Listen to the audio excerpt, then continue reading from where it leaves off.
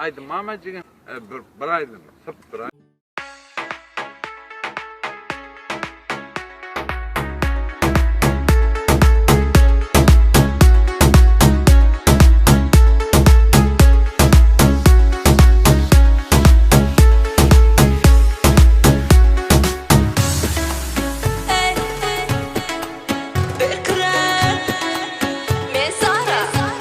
Ha?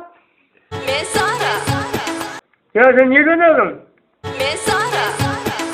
Biliyorsun nereden dümür ama konu ettin ha bunu?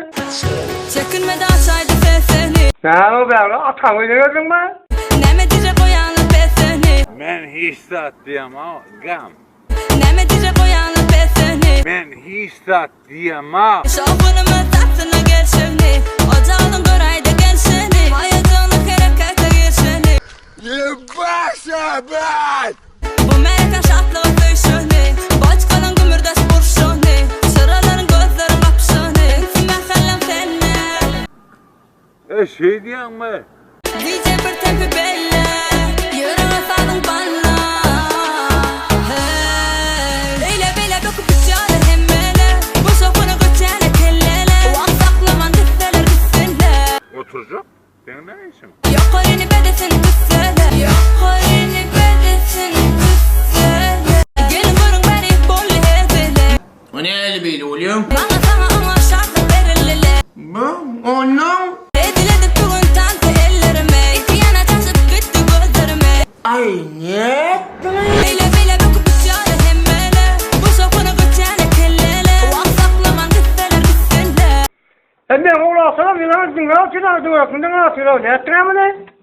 Yok orini bedesin kıssele. Gelin görün beni bolli hezele. Bana sana ama şartı verilele. Ediledik bugün tante ellerime. İki yana taşıp gitti gözlerime. Валиков!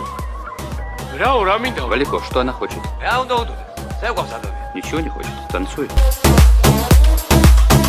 Oğlan adam hemmesi varılele. Keyipleri kok olup yarılele. Ne be geldin bu mu? Hani durman gelin tanta çağırılele. Kendi sıryalı oturdu anan dile. Baytalap çağırılın ey. Eyle beyle dokup içeri hemmele. Oğlanlar ağırlanma. Bu şokunu göçene kellele. Onu ağırlama da bu oğlanlar. Adam